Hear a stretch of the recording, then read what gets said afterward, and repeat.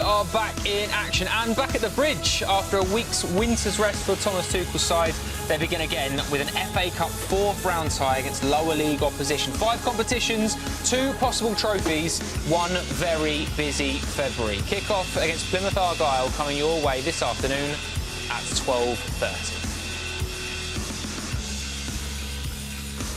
The boys are back, and so are we. Thank you very much for joining us. Welcome to Matchday Live. It's a good one. The magic of the FA Cup is very much alive. It's a very vibrant Stamford Bridge today. A lot of atmosphere already in the company of Zach and Claire. How are we? Good? Good, thank you. Not very too bad. Good, yourself? Thank you. Yeah, very good. Claire, 2-time winner of the FA Cup. Oh, Magic yeah. is still Don't alive. start with the medals. Right.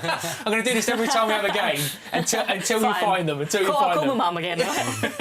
How are you? Looking yeah, forward very to good. Yeah, very good. Thank you. Some very energetic fans outside as I was walking in. I think both sets are very excited for the game.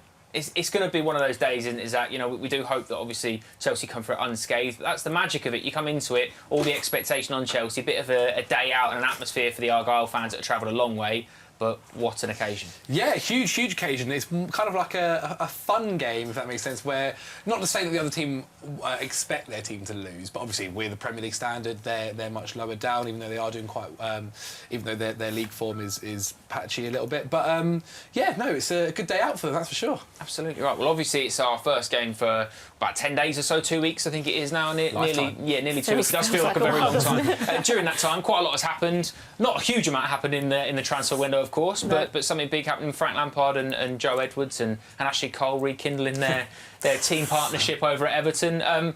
Claire, it's always nice to see a legend of the game in Frank Lampard back in club management, and yeah, we wish him all the best at Everton. Yeah, we do, and I think it's a great opportunity for him to go and implement his playing style at Everton. I think they'll be very susceptible and really absorb what he's about, and I think the fans have really taken to him already as well, so wish him the best of luck. It's quite romantic as well with Ashley Cole going with him and Joe Edwards, I think.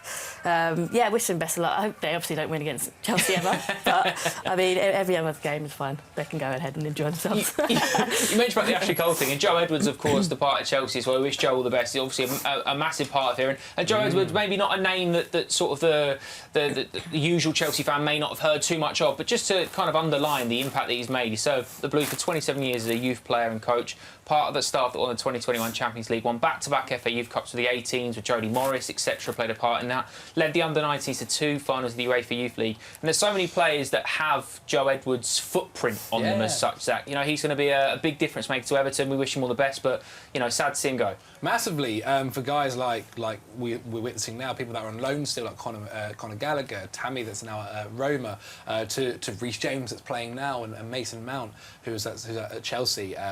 Yeah, he's had such an effect, and I think people, 27 years is a long time from a player as well to becoming a coach.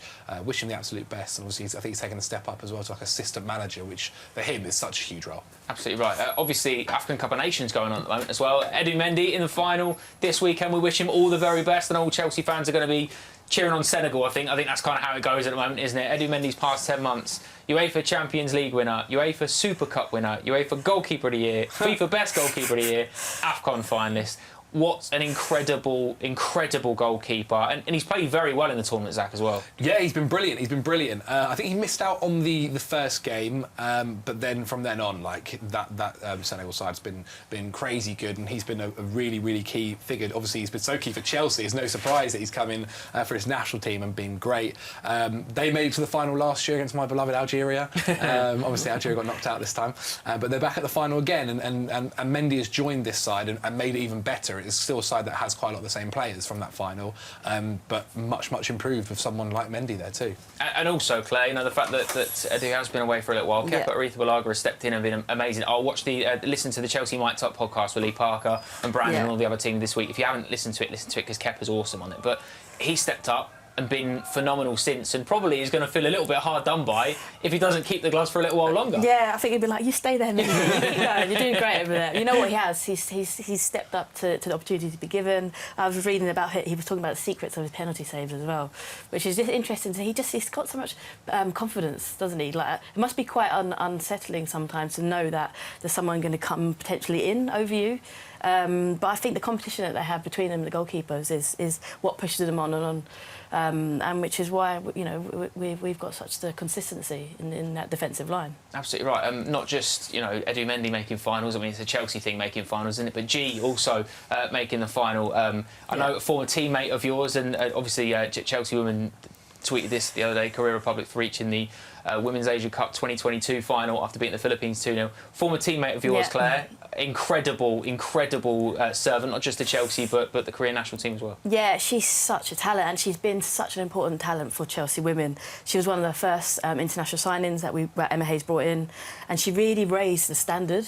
And it's even from kind of like the training and just the personality that she has so much energy. She pretended, I was saying to Joe earlier, she was pretending she didn't know a lot of English, but only when she was getting told off. When she wasn't, she was very fluent. But yeah, a really unassuming player. Real natural talent. The amount of free kicks she scored, which turned draws into wins for us, and she still does it now. It's incredible talent. And likewise, we're saying with Kepa, but the Chelsea women obviously stepping up in their absence. I mean, Pernille Harder's performance in the week, sensational again. Not too bad. It's not too bad. As per usual, really. And like we said about Chelsea, the strength and depth the Chelsea women have got is definitely paying dividends at this point of the season. It's crazy. I mean, the attack at times you look at and you see sometimes on the bench, you think how? Because any other team they'd be starting week in week out. But yeah, I mean, with all of them out there, they've been doing such a fantastic job. And it's just that the whole Chelsea kind of regime has been amazing so far. Managing that amount of talent is difficult, isn't it? I think. I wouldn't want to do it. That's for sure. Jesus.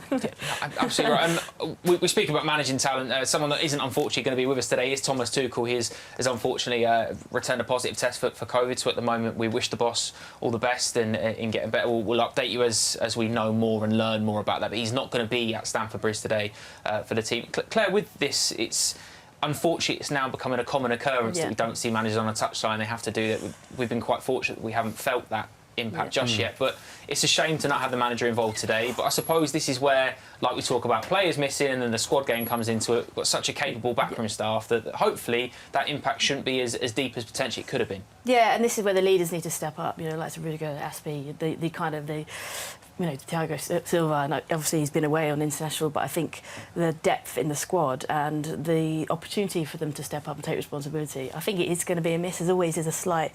it's just a bit inconsistent. Obviously, after the break, we would have liked to get everyone back firing, but I'm sure he'll be doing it for a mouthpiece somewhere or shouting down over the phone to someone. But I don't think he'll have to. I think the players will know what they need to do.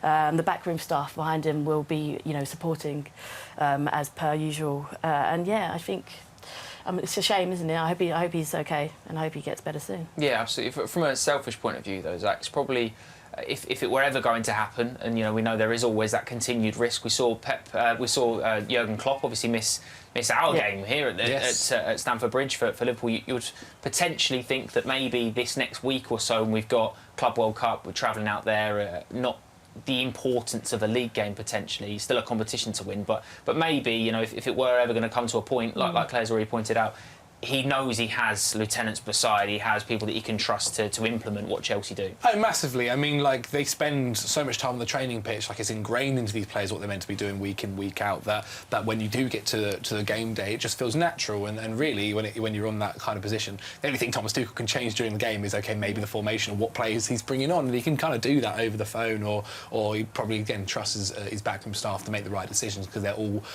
very, very ingrained on the same kind of ideals and the way that they want Chelsea to play.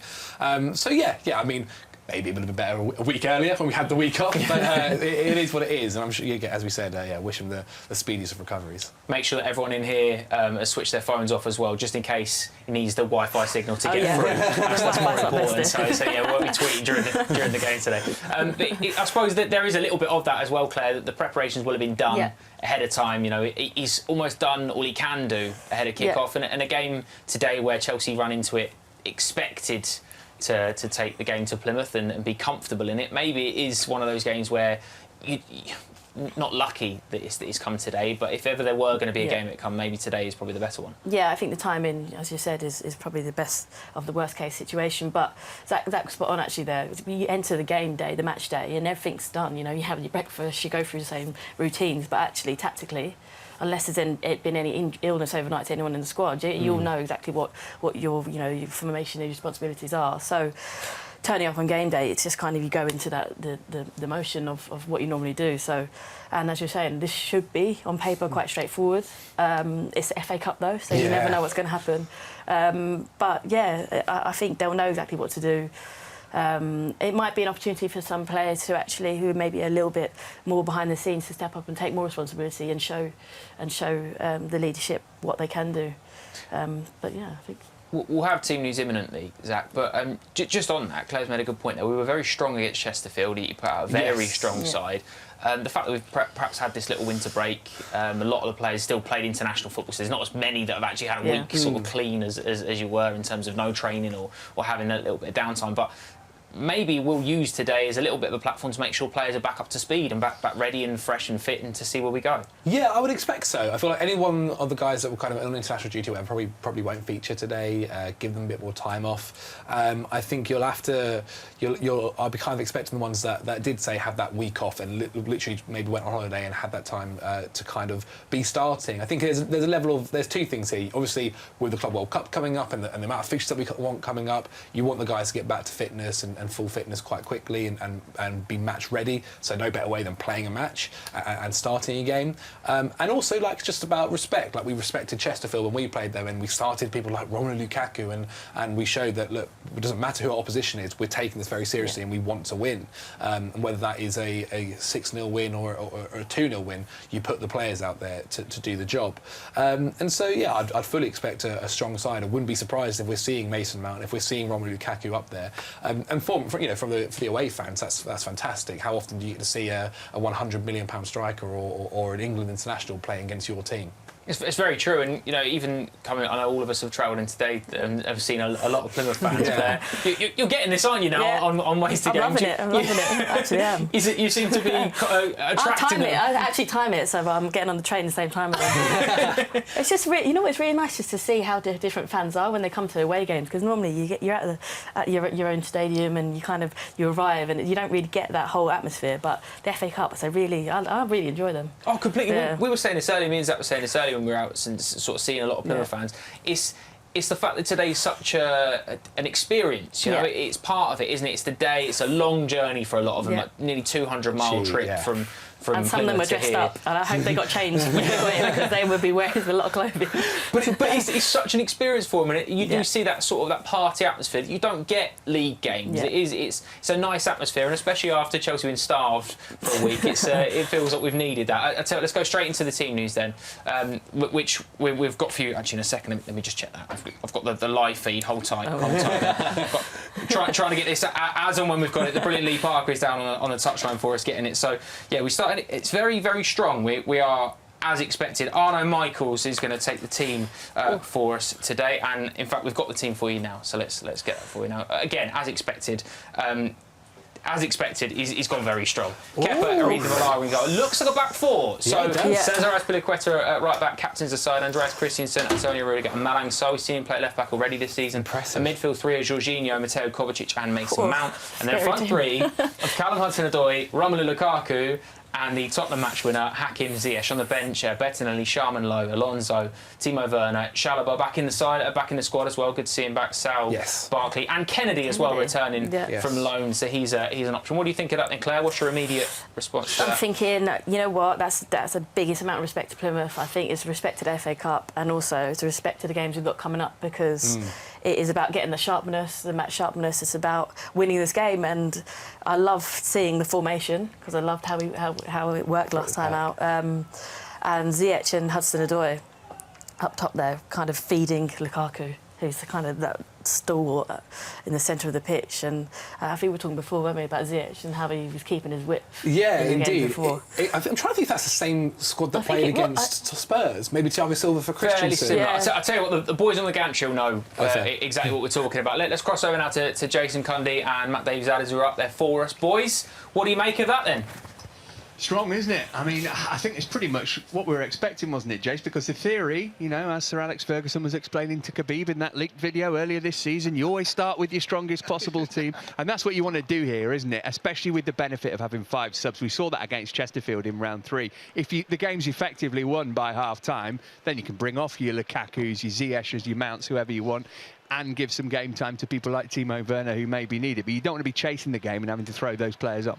No, good afternoon, everyone. Good afternoon, Matt. Ralph Rangnick thought something similar, I'm guessing, last night, but that just didn't turn out to be the case. Thought I'd get that in early.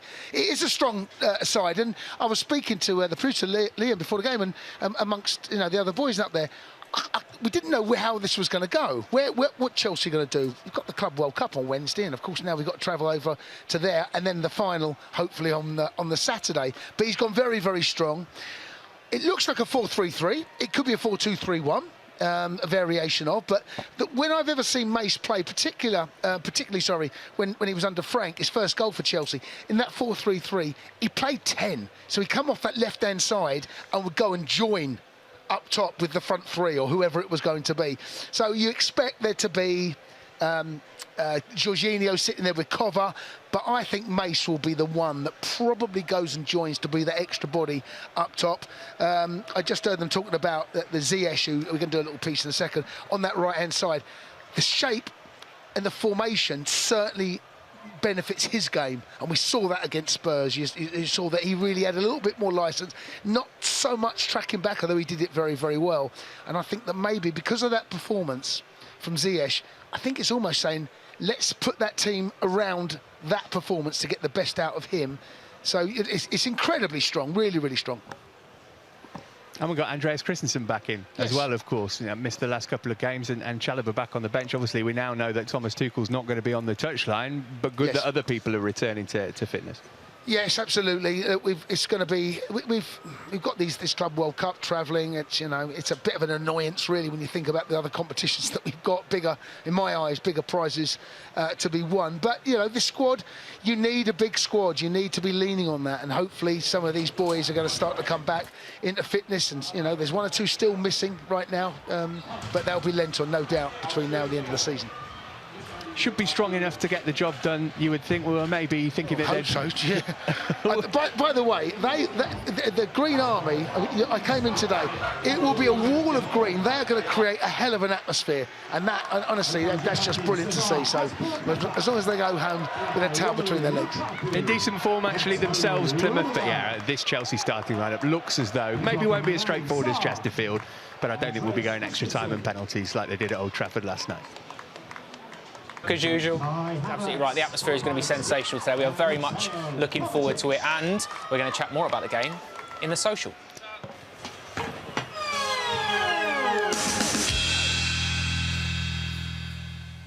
Right, our theme today is Comeback Kings, because I don't know if you've seen this. You must have seen this on the trending topics this week. It's got to be about Comeback Kings, because what a comeback the Chelsea under-18s put in against Liverpool last week. 3-0 down with about 20 minutes to play, and they come back and win 4-3. Just an incredible game. We'll show you the goals here. Matt Davies-Adams did an incredible job on commentary, by the way, if you are watching this on the Fifth Stand app, because I'm sure, like, even the most optimistic fans, and I put myself in that bracket, at 3-0 down, you're kind of fearing the worst with 20 to go. Liverpool were good, very good. Yeah, again, all 3 of the goals from Liverpool, they're well taken. They're good finishes. This one especially as well, because in the second half, the game's breaking out, it's starting to stretch. It's a really nice finish. There's nothing worse than when the game is opening up and you are pushing to come back, and then you end up being 2v2 at the back there. This is Charlie Webster. What a player! It takes a little knock, takes a little deflection. You hit the target, though, Zach, don't you? Yeah, you had the confidence to have a shot. Indeed. And it just gives you that confidence as well. That goal, you're 3-1 now. It's still in the second half. Yeah, a little bit. But again, when you're 3-0 down, I think that's a great ball in, isn't it? And love that. That's brave as well. Isn't it? Brave to compete in there. Soon-Suck Bell scores goals. Like he's been a goal scorer. Is that off the back of his head? Yeah, it's a lovely header, isn't it? Really nice header. And again, at 3-2, all of a sudden, you start to think maybe. They just have the character and the personality, don't they, to push through.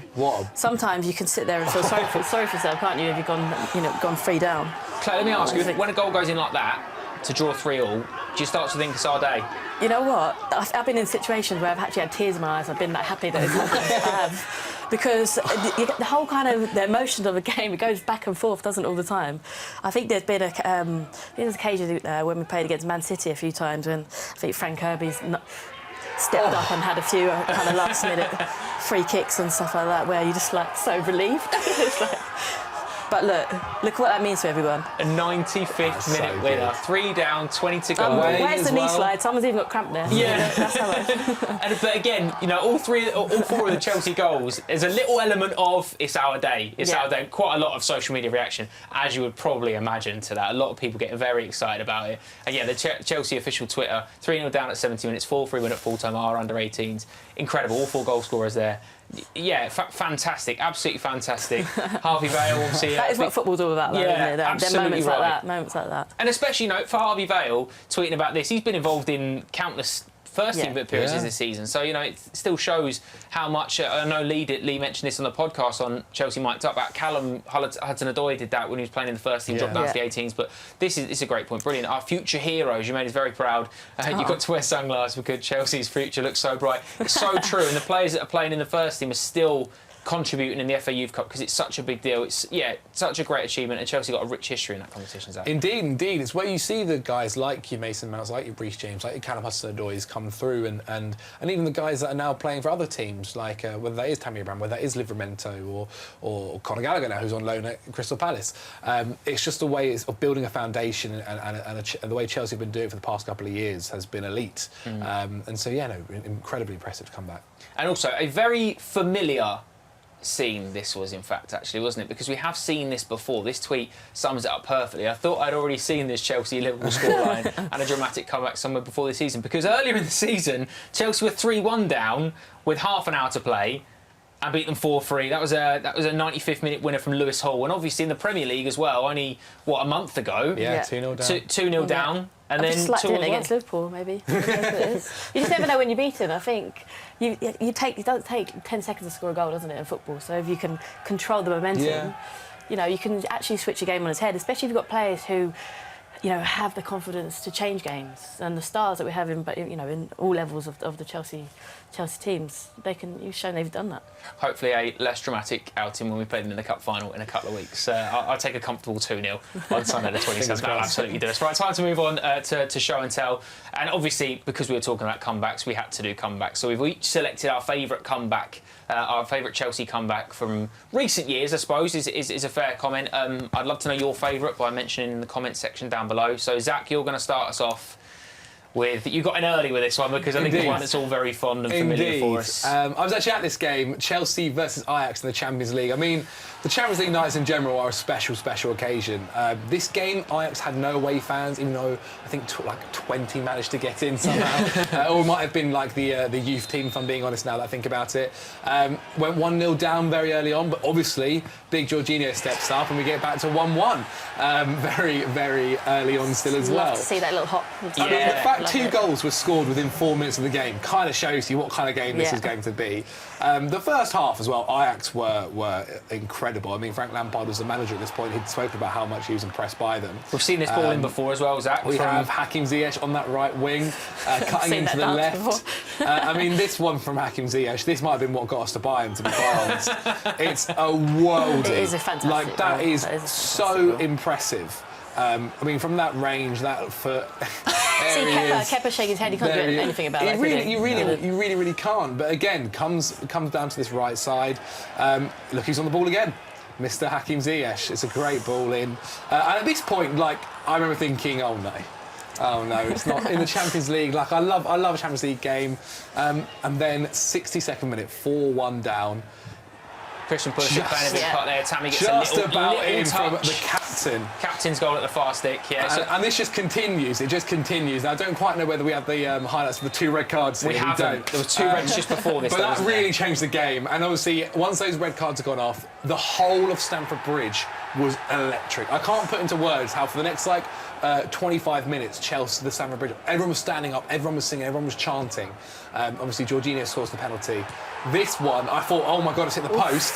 Reece James sets up. Here comes the iconic photo where all of the Cobham boys, all of the team coming over, celebrating all their first season in the first squad with Frank Lampard. It's good. It's good. It's very good. Other goal as well. It's very good. Yeah, the disallowed goal. They've got this right straight into such a great comeback. It's a good start. I get goosebumps. Claire, you've gone for one that's only a year later, but again, a good comeback away at the Hawthorns. 3-3 draw at the Hawthorns, and this game had a catalogue of errors in, unfortunately, but it had some good performances from like Robson, who's got 2 goals in this game.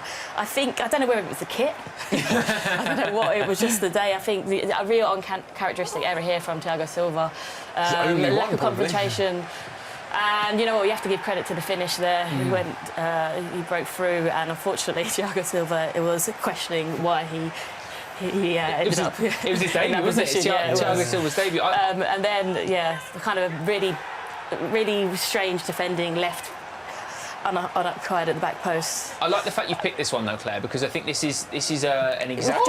It was during COVID, wasn't it? And there was obviously the lack of crowd. But what I loved about this was the 3 goals from our homegrown players. Just saw Mason Mount with fantastic finish. And then Callum Hudson-Odoi 1-2. I think the way we it was just the way we didn't really let it faze us. So I think we were saying before, had so many strikers on the pitch, there was no way we weren't going to come back and win this game. Giroud basically had a part of the play in this. No, it's so true. And again, and then a fantastic ball in the box there. Put it into the danger areas, as they say. Yeah, exactly. 95th minute equaliser, 93rd minute, equaliser from Tammy Abraham. Really good. I've gone for a different one. It's a little bit from yesteryear, but seeing as we're talking about big competitions, this is Chelsea in the Cup Winners' Cup, right? And this is a great game because we spoke about it very recently, actually, because Gus Poyet scored in this game. So let's have a little look at this. So this is Chelsea go 1 down, already 1 down on aggregate. And it's a great goal, essentially. But then when you're 2-0 down on aggregate, all of a sudden you think, OK, we're in trouble here. Don't see the shush. And you're getting the shush. You don't see that now. Ground-Lasso delivery. It's a lovely chest control. It's a great strike. But again, that goal from Gus Poyet is fantastic because the reactions, the reaction, the way that he angles his body to tap it in. And, you know, people are going to say, I've picked it because we had him on the show last week. Nothing to do with that. And a little bit to do with that. I love the way he's collecting the ball after to go again. Yeah. Yes, exactly. And he spoke about being really pleased with that goal last week. We had him on the show, Gus. Really pleased. But this fantastic goal again. A man that you don't associate with scoring a header. Gianfranco Zola, really good ball in from Gianluca Vialli, really good ball in. And then obviously this goal is a very, very famous goal, this next one from Mark Hughes, which we'll have seen a good few times, even fairly recently. We're talking about, there was a Timo Werner goal where he heads it over against Southampton, heads it over and then runs on. It's got a little bit of the Dennis Bergkamp's about it, this one, I think, in terms of the touch and then the volleyed finish. Welsh Bergkamp. I think he'd be fuming to be called that. If anything, Bergkamp is the Danish Hughes. The Dutch Hughes, absolutely. But this is a lovely little header. Straightforward football. Over the top. What a volley. Boom. Bottom corner. And then Chelsea win 3-2. And obviously, it's a massive deal because to come from 2-0 down on aggregate, at home, like you said, beautiful kit, lovely little self-assist, which wouldn't be allowed heads and volleys when I was at school. Keeper assist. I do love a keeper assist. You know what? There's nothing wrong with going back to basics. Route one. Absolutely right. Absolutely right. It's a great finish. It's a great finish. And I mean, one of those today I'll absolutely do. Obviously, we're playing League One opposition in Plymouth Argyle today, so we've got a little bit of getting to know Plymouth because they're doing very well at the moment. A lot of travelling fans in today. 3 points off a playoff spot in League One. Beat Birmingham in the 3rd round as well. So they've come through a tough tie already. They have had a change in the dugout. Ryan Lowe was their manager for a while.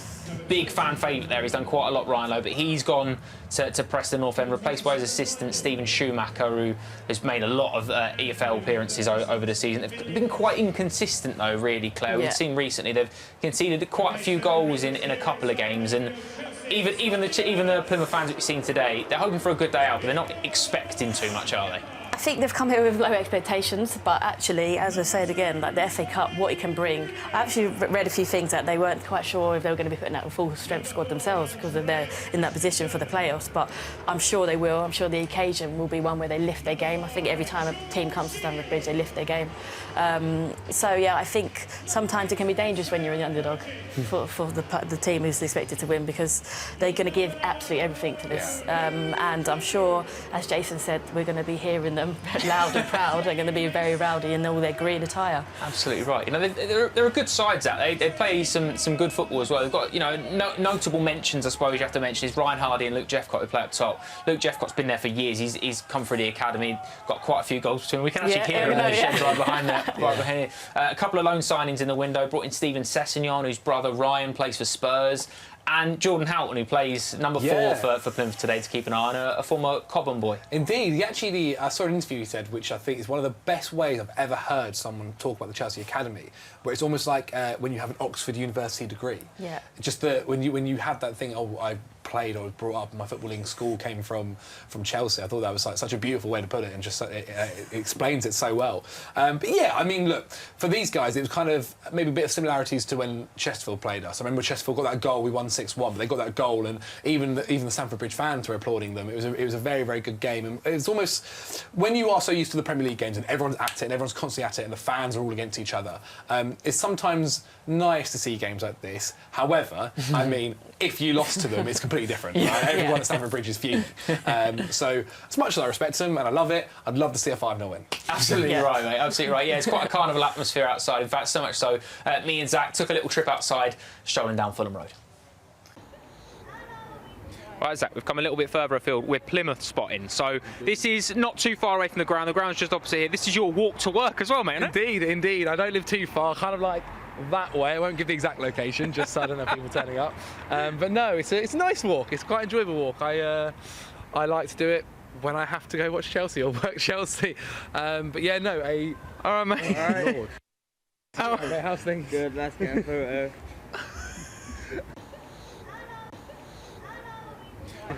Have a good one. You're a little celeb around here, of course he is. Apparently so. Really not at all. But no, big one. FA Cup, one of my favourite competitions. Chelsea have such a rich history in it. Plymouth as well. For those guys, the away fans, it'll be such a great away day. What a train. I mean, what a journey, what a car journey it's going to be. Maybe make our way towards we're just talking about that because there's some pubs down here which, again, a lot of Plymouth fans will be getting a little bit of brunch in maybe now, because it's about a 4-hour journey without traffic, as long as there's no problems. It's about 200 miles, just under that I think it is, from Home Park to Stamford Bridge this afternoon. Yeah, it's a long journey, early kick-off, FA Cup. We talk about it being magic, and it really is, you know, and we're not sort of doing a disservice to Plymouth, but it's a big day, it's a big occasion. We're seeing the fans that are already turning up and having an experience and enjoying it. But this is what it is about, you know. We say this before. The FA Cup. Exactly. Honestly, like, I know it's a bit cliche, but like people say the beauty of the cup and all this kind of stuff, but it really, really is. Like for fans of Plymouth, where they aren't playing against players that are worth 50 million, 100 million pounds and stuff like this, and coming to the clubs that are winning the Champions League. Plymouth are playing the European champions. Like, that's crazy. They would have never thought that would happen. But that is the beauty of the FA Cup and the League Cup and things like this. And so, yeah, for these away fans, they must be absolutely buzzing. And I'm sure as well, we'll respect them as well. They'll see some big players that they wouldn't have expected to have come up against this season. Maybe you'll see a Mason Mount, maybe you see Timo Werner. So for them, it must be so exciting as well to see that happen. Oh, completely right. You know, there's a couple of obviously familiar faces in the Plymouth squad. One being Jordan Houghton, former youth player. Obviously, he was in the youth team with Andreas Christensen, won the Youth Cup with Ruben Loftus-Cheek as well. So for him, I'm sure. I know Lee Parker still he's on top of all of these bits of information, but he was saying that he thinks Jordan's family's going to be here. It's going to be a big day for them, and you do think that, you know, you kind of forget that because we are swept up. We are very lucky. The fact, you know, we're travelling to Abu Dhabi after the game this evening to play in the Club World Cup, but this is such a big occasion. It's such a big deal, and you will see the sheer number of Plymouth fans in a second that have come on coaches. I think when we passed it on the way out, it was 5 or 6 coaches, and that's in addition of the amount of fans that we've already seen staying in the hotel at Stamford Bridge today. Yeah, indeed. I mean, as I said, like, if you're one of the away fans, this is kind of the one you circle on your calendar once you see it. Once you see the draws come out as well, you're sitting there, you're begging for a big team. Depending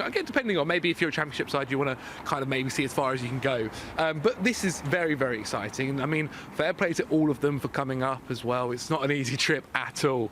And you've got to dedicate a lot of time. You've got to be getting up early if you're coming on the day, or, you know, obviously paying a decent amount of money to stay over.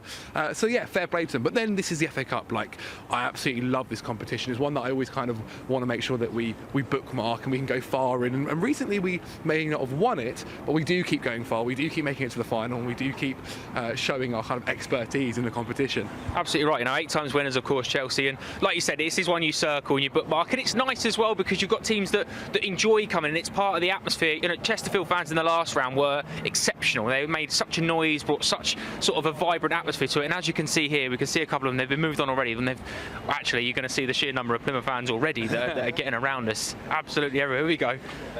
Here we Enjoy that. Feeling confident? Very confident.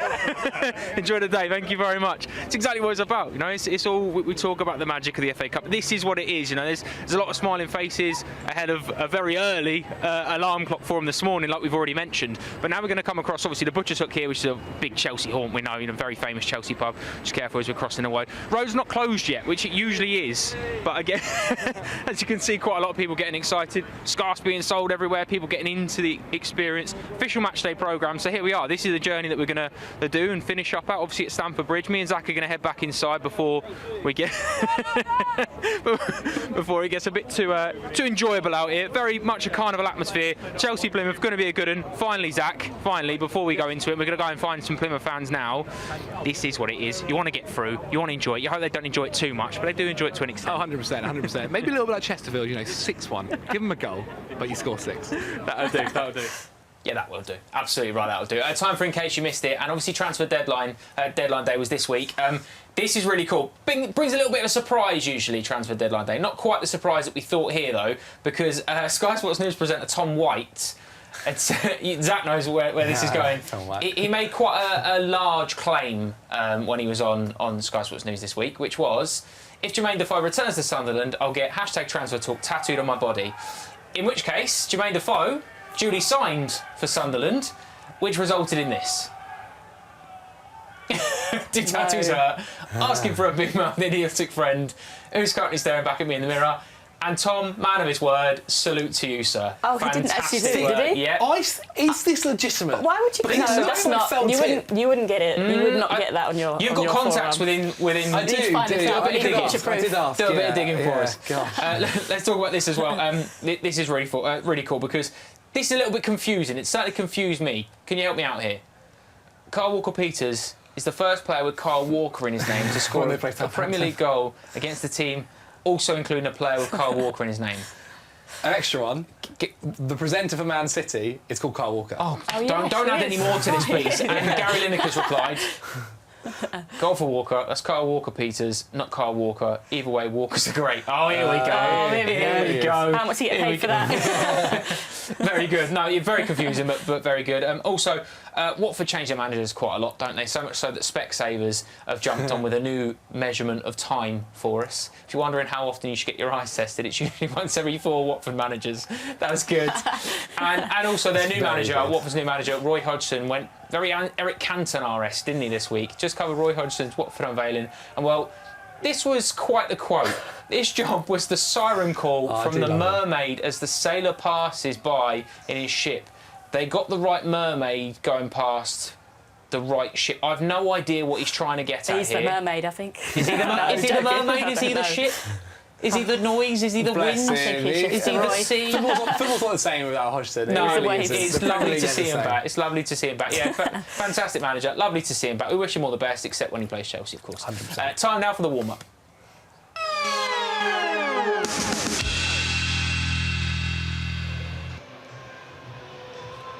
Thanks, Joe. The warm-up, very...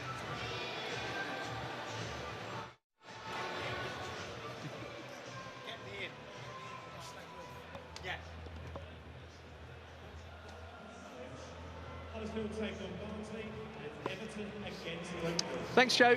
Yeah, the warm-up very much underway here as we take a look out on what is a beautiful day here at Stamford Bridge. No wonder Romelu Lukaku's smiling. Brilliant record he's got in the FA Cup, by the way. 14 goals in 20 FA Cup appearances.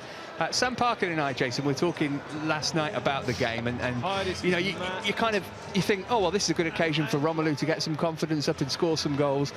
But how much confidence would somebody like Romelu Lukaku, who's worth £100 million and has won Serie A last season, gain from scoring a couple of goals against Plymouth? Well, what a good question that is. And, you know, only he knows. Look, goals wherever they come, you'll never see a striker not celebrate a goal. That's what they thrive on. That's what they live for. Yeah, and some teams you expect to score more goals against than others, and this is one of those. It can work both ways, though, can't it? Imagine if he doesn't. Imagine if there's a couple of errors in his game where perhaps he should stick a couple away. But yeah, every game that comes along, in a competitive game that comes along, strikers want their numbers to go up. They do. They're greedy. They don't care about it. When you look back at their figures, no one ever says to a striker, yeah, but 3 of those were against Swindon in the FA Cup. No one ever says that to them. You know, their numbers are their numbers, and he'll be looking to stack up as many as he possibly can today. And, you know, there should be chances. You know, and this is a great chance for him. I kind of agree with it. For him to get himself hit in the back of the net, that's what they thrive on. It's like anyone else as well. The defenders, clean sheets. Who's the clean sheet against? We never remember that. But you want to keep a clean sheet today. Keep it clean. Score 3 or 4 goals. Keep a clean sheet. That's what everyone expects. Not always that easy, but yeah, both ends of the pitch, you will gain some confidence from that. And what about if you're, I don't know, James Wilson, part of the Plymouth back three, grizzled 32-year-old defender? Are you getting in Lukaku's face right from the off? Are you trying to make him uncomfortable and annoy him and, you know, give him the odd pinch or the odd knee in the thigh or whatever when the ref's not looking? Or are you standing off respectfully? No, it's a free hit for them. They booked 6,000 fans today. We're looking at the away end right now. And when I got off the tube, there was the amount of green I saw when I got off the tube was quite remarkable, actually. Even, you know, for them that had to probably leave 5 o'clock this morning, maybe, to get themselves down here. They're going to come down here and they're going to give as best an account of themselves they possibly can. It's a free hit for these players. Just go out there and play your game. No one expects them to win. And maybe there's a little bit of a, I don't know, you can relax into this game. Go and play your game. But why not try and ruffle his feathers? Why not try and use the dark arts, the lower leagues of English football? This is not something that Lukaku's used to. I would definitely try and unsettle him if I was in the if I was playing in the back 4-3 for Plymouth today. But yeah, there's a number of other players they've got to try and do that too as well. Yeah, one of those is Hakim Ziyech. We'll talk more about him shortly. But while we're on Plymouth, I wanted to give a mention to Jordan Houghton, product of the Chelsea Academy, captain of the under-21s, Youth Cup winner. And he's come back here with a fantastic attitude, I think. You know, probably realised fairly early on that Chelsea wasn't going to be where he earned his living. But he said that being at the Chelsea Academy is the footballing equivalent of getting an Oxbridge education. So he felt that he was in the perfect position to go and make a career for himself in the game, albeit not with Chelsea, because of the teaching that he got in the academy. And he's going to be desperate to do well today, obviously. But it's really nice to see somebody come back here and just be grateful for what they had, rather than be sort of bitter that it's not worked out for him as a Chelsea player. Look, he's absolutely right. The academy, when I come through the ranks here, it's a totally different animal. In name only is the club the same. In name only. The academy, the education they get, not just on the pitch, off the pitch, whether it be computers, but they also try to produce excellent footballers, but also excellent young men. You can look at Mason Mount, for example. What an example he is of what an academy player should be. A brilliant young man off the pitch, a brilliant footballer. You know, he ticks all the boxes. And, you know, aim for the stars, you might reach the moon. You know, that's the attitude that you should have, because aim as high as you can. And the education you're going to get at an academy at Chelsea. I worked here. I know what Neil Bath and Jim Fraser do. And they've been doing it for years. They're churning out footballers. You may not get to hear too many of them. And they may not always reach Chelsea's first team.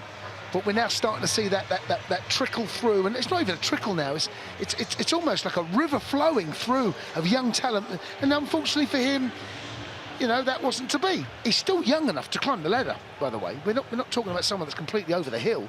But, you know, he's clearly has very fond memories of his time here at Stamford Bridge. Callum Hudson-Odoi, you can see there, one of those who's come through the Chelsea Academy, scored against Plymouth in the Football League Trophy a couple of years ago too. But we're going to switch our attention now to the man who scored one of the goals of the season, albeit maybe not even the goal of the month for Chelsea against Spurs here last time out. It's Hakim Ziyech, and Jason's been analysing Chelsea's Moroccan winger. No question, one of the Ziyech's best, if not best performance in a blue shirt, was capped off with a wonderful goal against Spurs last time out, but it wasn't just the goal. It was outstanding with and without the ball. Let's have a look at some of his best moments. This is really early on in the game. The space that Spurs left in behind. There's William runners, there's Mace, there's Lukaku, and he'll pick you out. He's got a lovely range of passing, crossfield balls as well, splitting their midfield apart. But his all-round game was excellent. Those little touches, and we haven't seen enough of this in a blue shirt. That left foot, where he cuts on that right side. This time he has a shot. Lloris just parries the ball away. But it's his deliveries from wide areas. He's got a wonderful left foot, drills that in, almost impossible to defend with that occasion. Again, towards that middle of the goal. Spurs defend that one particularly well. This time taking players on. But it wasn't just with the ball, it was without the ball as well. We won the ball about 4 times in the game, and that's not really what we associate with Ziyech in his game.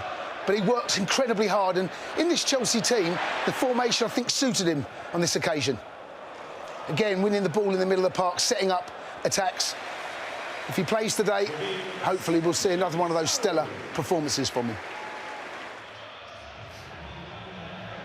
Well, he does play today. Those numbers against Tottenham at 96 touches, 34 final third passes, 10 crosses, 4 tackles, 10 ball recoveries and 8 duels won. D'Artagnan and the Three Musketeers would be pleased with that final number. But, Jace, that performance against Spurs was what we wanted from Hakim Ziyech, in that it was a 90-minute performance rather than a 45 one or a 60-minute one. That's the player that we saw here for Ajax in that incredible 4-4. And it's about putting a run of consistent performances like that together now. And I bet the words of the Morocco coach this week are ringing in his ears as well, by the way. So he's a player with a point to prove. Apologise, I just dropped my mic. That's a mic drop moment. I do apologise. You're absolutely right. And it's a big game as well, Spurs. You know, you sometimes look at some of the performances from players, and it's who's it against. That was massive, because if Spurs were to beat us or get points off us, that really put us under the cosh. He was outstanding from minute 1. And I'd done the commentary with Ben and sorry, it was you and Pat, wasn't it, in the end? And you could tell in the opening exchanges, there was something about him, there was a swagger, there was a bit of confidence, something that we've not seen before. I mentioned in that analysis piece about the shape of the team, it perhaps has been, I don't know, maybe a victim of some of the managerial and shape changes that have come here. When he first came to Chelsea, Frank was manager, and Frank looked like he was going to play a 4. Well, then Tuchel comes in and plays a 3, and that changes. Whatever happens at the back, ultimately, of course, it has effects up top, but it really does affect the way you play a game. I just wonder if he's been a victim of that, you know, the shape. The 4 today, it gives him a little bit more of a free range. You know, defensively, although we showed that on that analysis piece there, he's actually done exceptionally well. That's not really what his game is about. In a 5, you are the wide man. You're asked to do a couple of jobs, which is a bit alien to him at what we saw at Ajax. But that when he's on that right-hand side, and I said there, we don't see enough of it, even in the shape of a 3 or a 5 or a 4, whatever it is. When he gets in those areas, some of his deliveries have been disappointing. Some of his performances have been disappointing. But what we saw there is the reason we splashed out so much money, because he was the best player on the pitch, and it wasn't even close. He was by head and shoulders, and the goal itself just really did encapsulate what was a fine performance. Well, he'll be down below us today, but Thomas Tuchel will not. If you're late joining us, he has tested positive for COVID, so he's not here today. Arnaud Michels will take the team in his place. We didn't know that yesterday, though, when Tuchel spoke to us ahead of this game.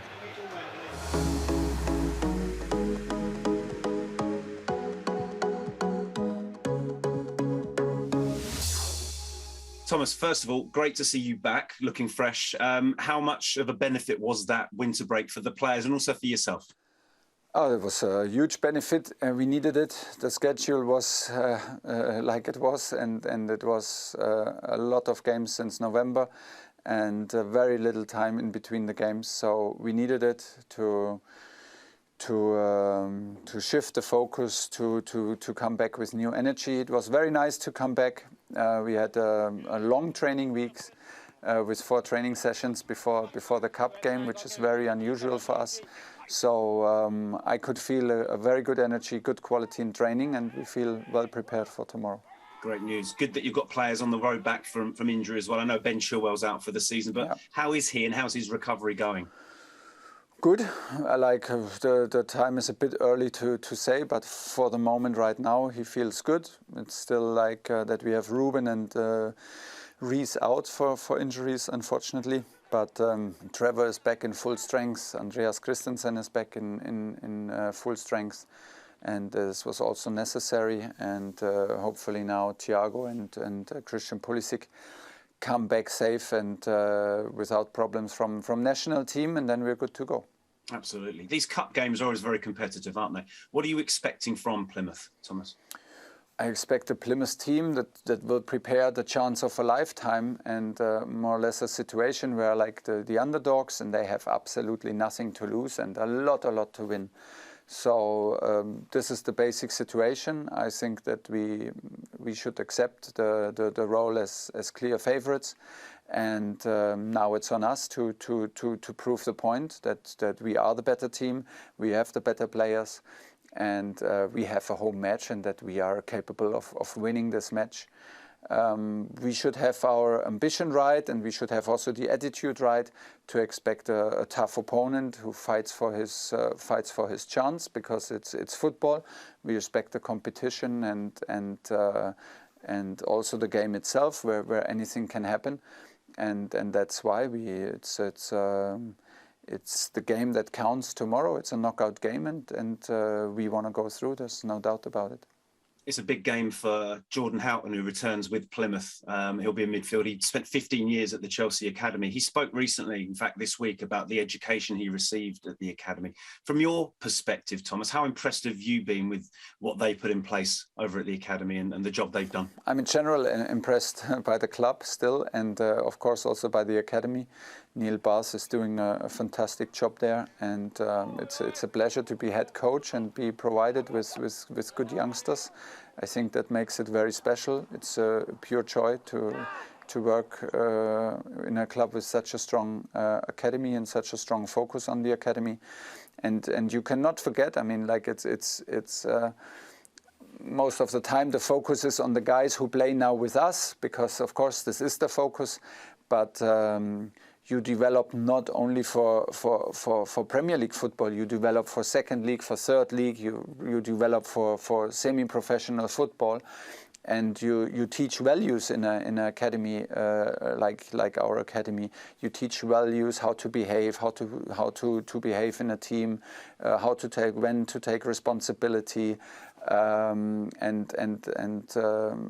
You can use these things in your daily life, and it's not only about producing the highest level football players for our own team, and that's why it's nice if he speaks highly about the education, because I think the program is absolutely top, and we're proud of it.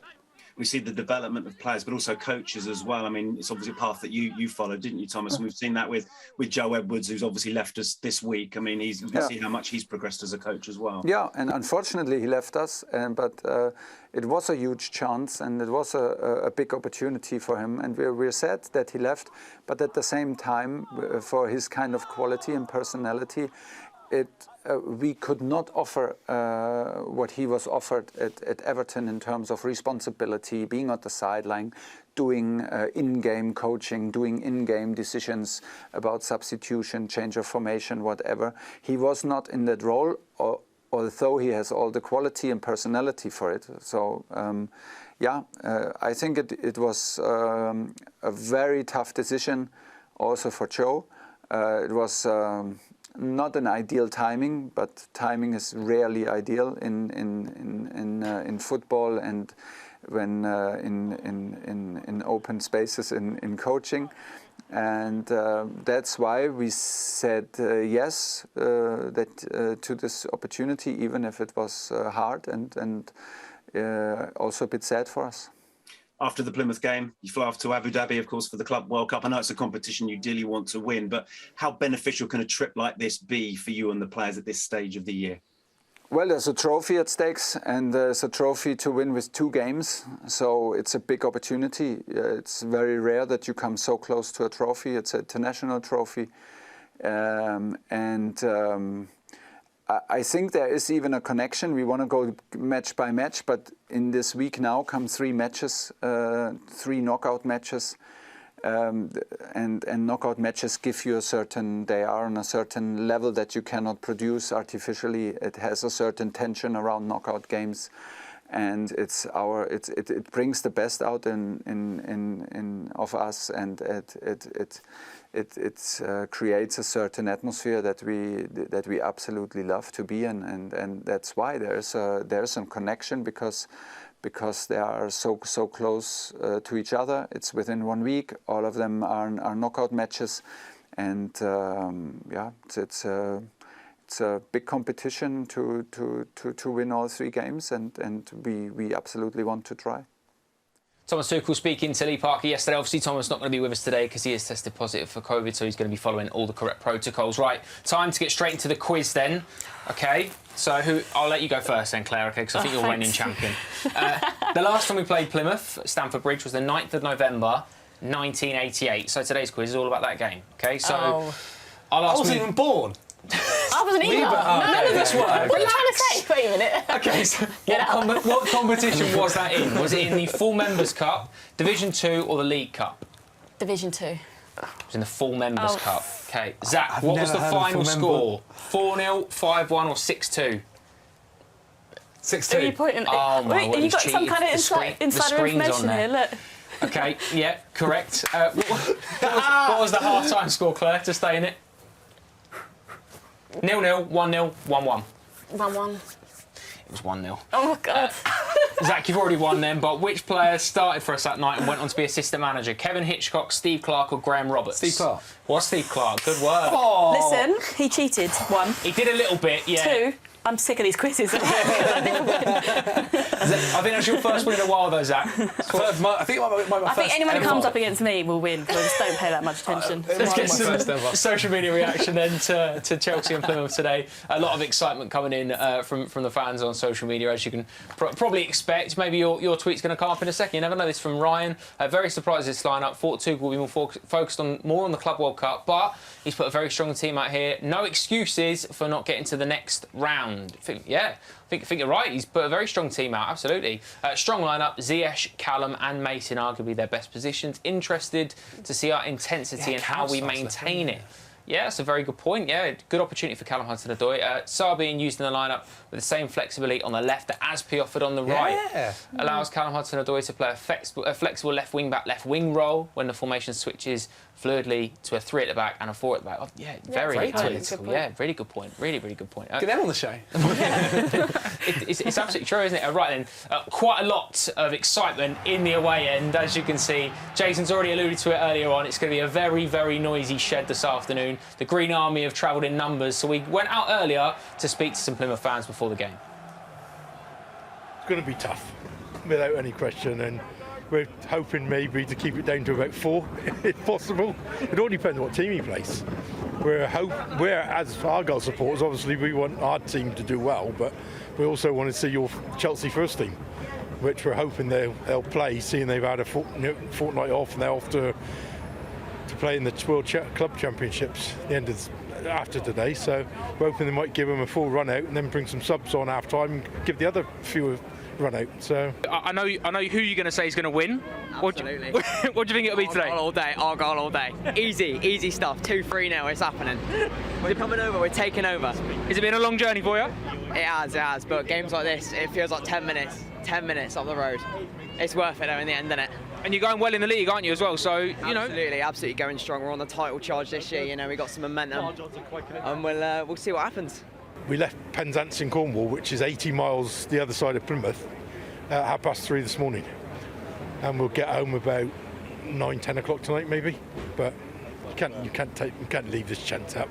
Magic of the cup, isn't it? That's it. 5 years ago, my son and myself went up to Anfield when we drew 0-0 at Liverpool. So as soon as we got Chelsea away, we're season tickets holders anyway. So my son had the tickets ordered. Within 2 or 3 minutes, they went on sale, and so we're here.